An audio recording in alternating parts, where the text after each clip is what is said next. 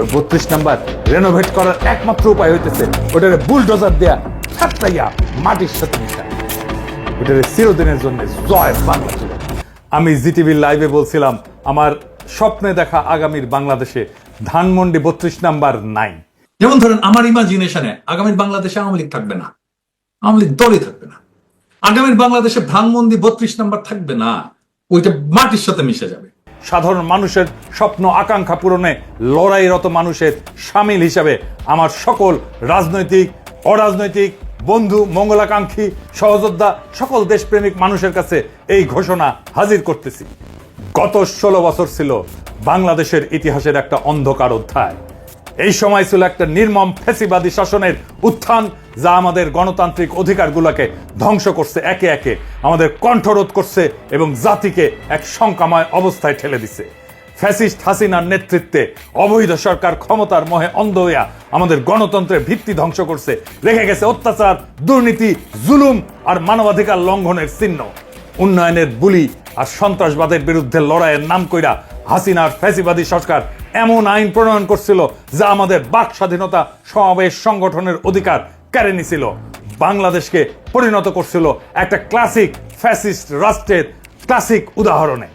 ভিন্ন মতকে নির্মমভাবে দমন করা হয়েছে, সাংবাদিকদের মুখ বন্ধ করা হয়েছে এবং রাজনৈতিক বিরোধীদের অপহরণ করা হয়েছে, কারাবন্দী করা হয়েছে, হত্যা করা হয়েছে, দেশ ছাড়া করা হয়েছে। আইন শৃঙ্খলার পরিবর্তে দেশ পরিচালিত হয়েছে এক নায়ক হাসিনা এবং তার মাফিয়া চক্রের ইচ্ছা মতো। আর বিচার ব্যবস্থা পরিণত হয়েছিল প্রহসনে।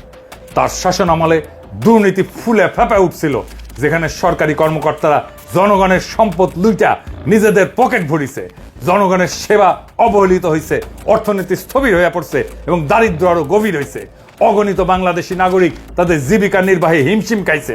বাংলাদেশকে তৈরি করে ফেলা হয়েছিল ভারতের নয়া উপনিবেশে। বাংলাদেশের বাজারকে উন্মুক্ত করে দেওয়া হয়েছিল ভারতের লুটপাটের জন্য।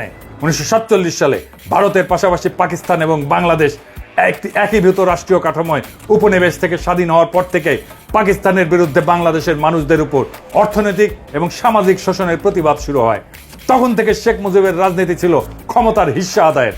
বাংলাদেশের সাধারণ মানুষদের অর্থনৈতিক এবং সামাজিক বৈষম্যের কথা মুখে বললেও শেখ মুজিব কিংবা আওয়ামী লীগ কখনোই সাধারণ মানুষের অধিকার আদায়ের রাজনীতি করে নাই। তারা সবসময় ক্ষমতা চাইছে, পাকিস্তানি কর্তৃপক্ষের বদলে নিজেরা বাংলাদেশের মানুষের উপরে শোষণ চালানোর মালিকানা চাইছে।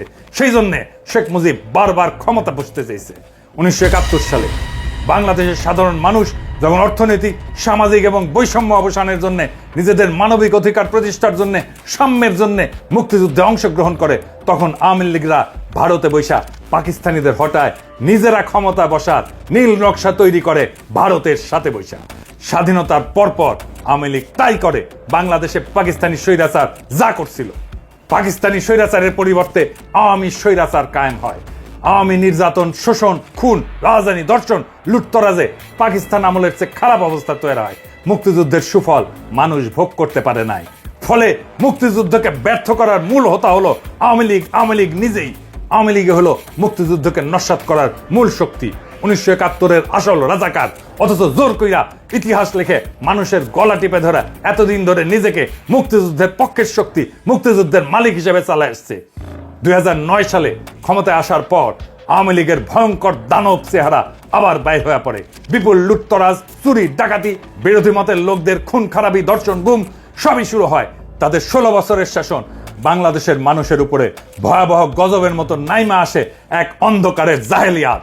এই অপশক্তির 71 বিরোধী চেহারা, গণবিরোধী রূপ এখন পরিষ্কার।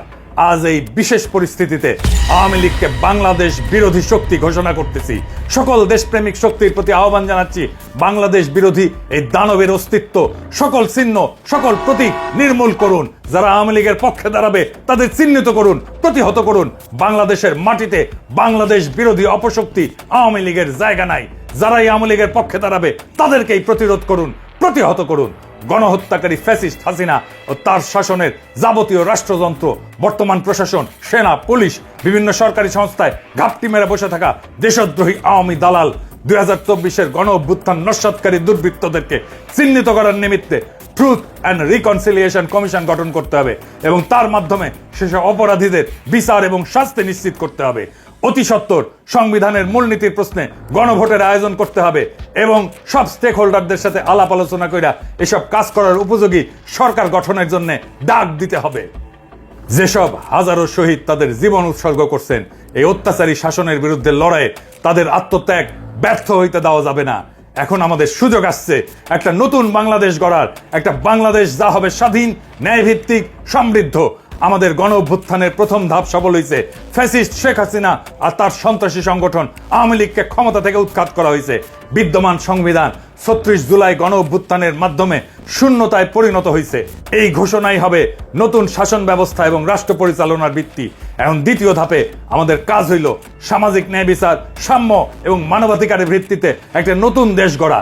এর জন্য প্রয়োজন বর্তমান সরকারকে আরো বেশি অন্তর্ভুক্তিমূলক, আরো বেশি সম্প্রসারিত এবং প্রয়োজনে বিভিন্ন রাজনৈতিক দল, পেশাজীবী, ছাত্র জনতার প্রতিনিধিত্ব এবং অংশগ্রহণের ব্যবস্থা করা, যাতে জুলাই অভ্যুত্থানের সাথে থাকা সকল শক্তিকে একসাথে নিয়ে অভ্যুত্থানের জন আকাঙ্ক্ষা বাস্তবায়ন নিশ্চিত করা যায়। সামরিক বাহিনীর উপরে অন্তর্বর্তীকালীন সরকারের পূর্ণ কর্তৃত্ব নিশ্চিত করতে হবে।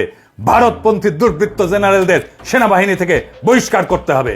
আসেন আমাদের শহীদদের স্মৃতি শ্রদ্ধার সাথে ধারণ করে এমন একটা বাংলাদেশ গড়ি যেখানে বৈষম্যহীন সমাজ ব্যবস্থা প্রতিষ্ঠিত হবে।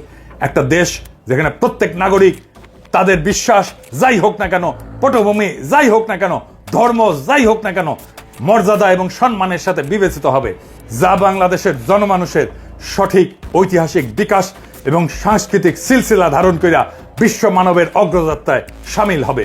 আসেন আমরা এমন একটা বাংলাদেশ গড়ি যা হবে বিশ্বের নির্যাতিত মানুষের জন্য আশার বাতিঘর।